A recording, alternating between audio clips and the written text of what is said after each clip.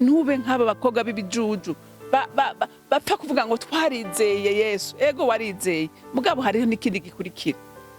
Ntuhereraho, hariho ibindi bikenewe kugira ngo ushobore guhora ugize iki, guhora uri maso, igicaniro cyawe gihore kicaka ntikikazime, kuko hari ibicaniro byazimye kandi barizeye umwami.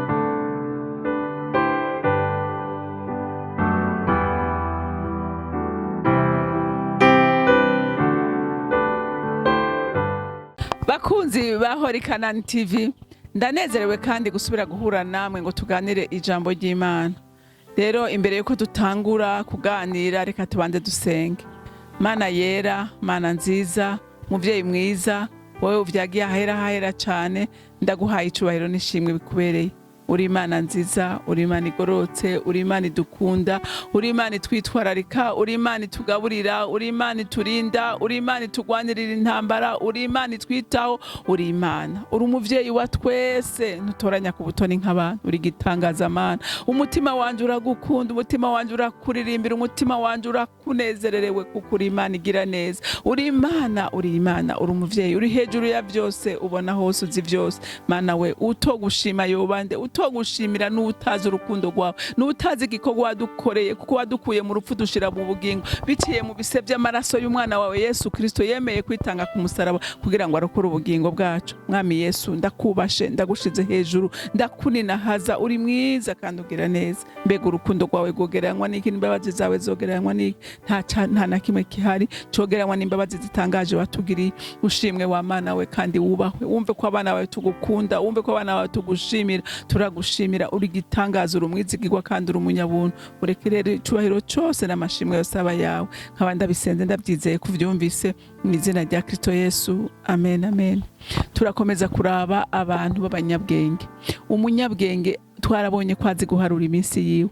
Umunyabwenge yama yiteguye kuko akamenya neza ngo yisisi wacu, haleluya, kandi akamenya kubana na mpwemu yera, haleluya, kuko mpwemu yera ni waduhishurira amabanga. Mpwemu yera ni watwibutsi wacu mu ijuru. Mpwemu yera ni wadukebura mu makosa turimo. Mpwemu yera ni watugira abagabo nyabagabo gushingira intayi izina ry'umwami wacu. Kandi mpwemu yera niwe wenyene adukomeza, niwe wenyene adusesa akatwemeza icyaha, haleluya.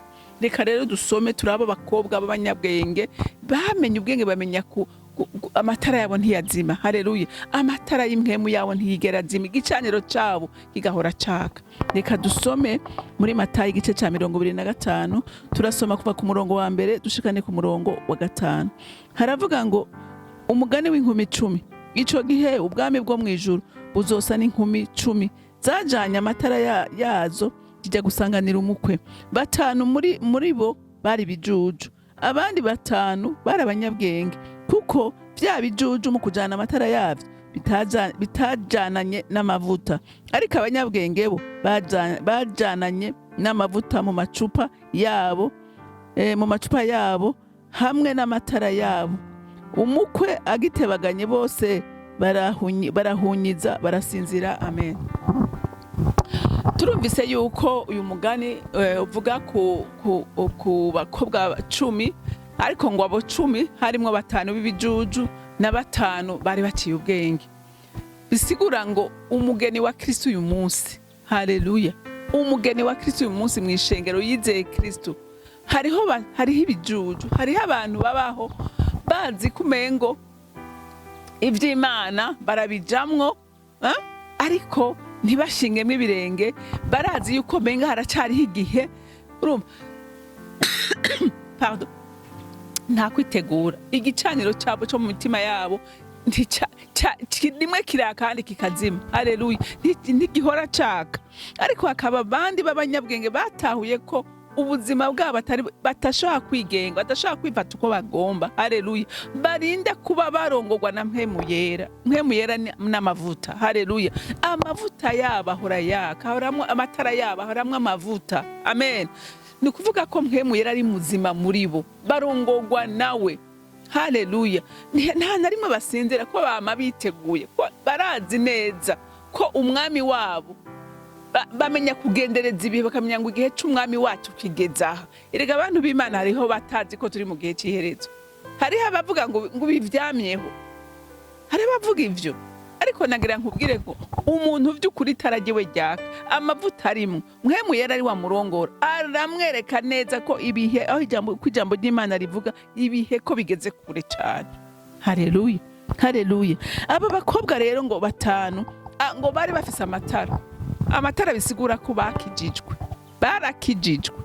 ariko mpwemu yera arasinziriye, baramusinzirije. Mbega wewe uyu munsi mpwemu yera waramusinzirije canke ariko arakora? Haleluya, mpwemu yera ariko arakora. Erega nagira ndakubwira ikintu kimwe, umenye ko ni nzamba y'akabanga ni yavuga mpwemu yera atari muri wewe ntajya uzokumva, kuko ni mpwemu yera azogukominika, kuko mpwemu yera ngo mpwemu yacu ikorana na mpwemu w'Imana. Haleluya, birakorana. None wewe utari mu mpwemu yera atari muzima muri wewe, wumva ijwi ry'inzambu ryo zumva gute? Uzomenya igihe aho kigeze gute? Kuguhishurira atari muri wewe, atari muzima. Haleluya. Abakobwa baciye ubwenge, ni kuvuga ngo abakristo baciye ubwenge, mpwemu yera umva baguma bari active. Haleluya.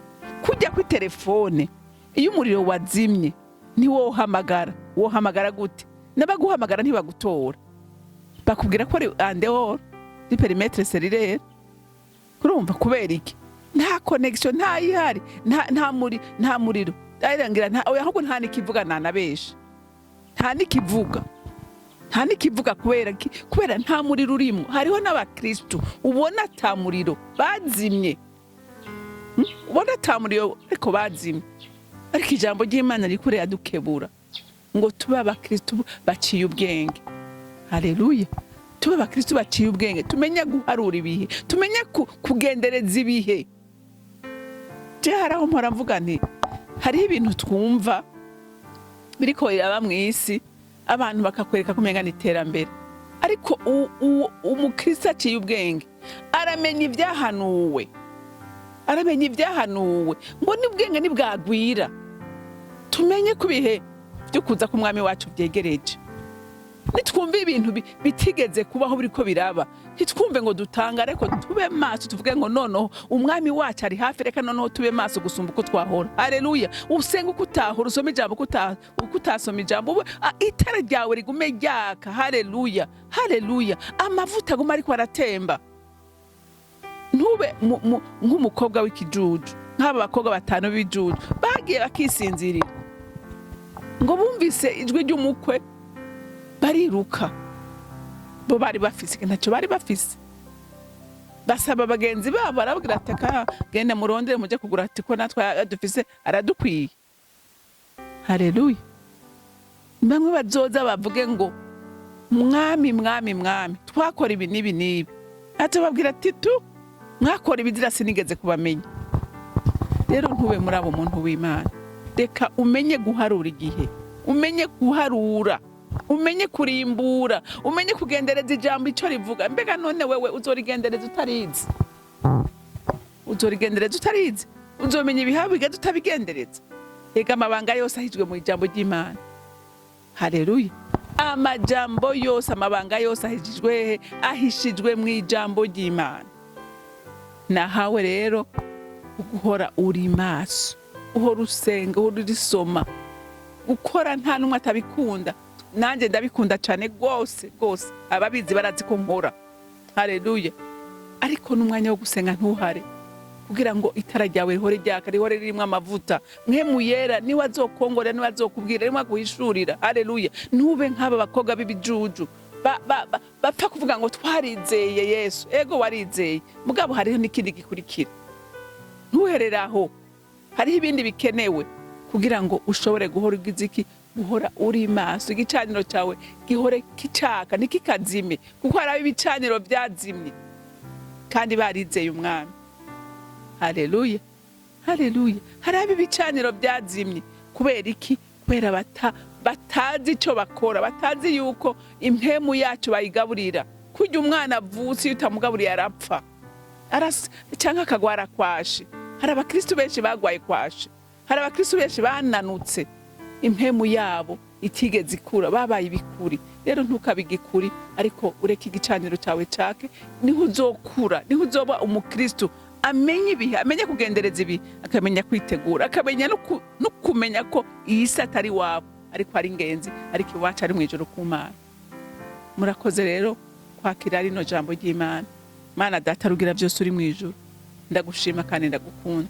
Ntacyo utakoze kandi n'ubu ntacyo udakora kugira ngo utugaburire, kugira ngo dukebure, kugira ngo twibutse. N'uyu mwanya Mwami Imana iri jambo ni ryo kutwibutsa ko ibihe byihuse cyane byo kugaruka ku Mwami wacu Yesu Kristo. None ndasenze ngo abera bakomeze amatara yabakomeze kwaka, ntibakabura amavuta, ntibakabure Mwami Imana ubwenge bwo gutahura ibihaho bigeze. Wa Mana we niwe twize kandi we twizigiye, ubikore kubw'imbabazi n'urukundo rwawe, ukangure iyo mitima yose isinziriye Mwami, abatwawe n'isi, kuko isi uyu munsi twaye benshi. Mwami wanje bidukikuje uyu munsi biratunaniza, ariko ndasenze ngo umwe wese yambarize n'imbaraga kugira ngo bashe guhagarara. Umwansi we nta wundi mugambi afise no kuzimiza benshi, ariko nawe ufise umugambi wo gushikana benshi kuri ku Mana. Yesu we genderera abantu bawe, ubambike kandi ubasige, hanyuma icubahiro cyose n'amashimwe yose aba yawe. Nkaba ndabisenze ndabyizeye kubyumvise mu izina rya Kristo Yesu, amen amen. Mwarahezagiwe, mugira umunsi mwiza, ndabakunda cyane.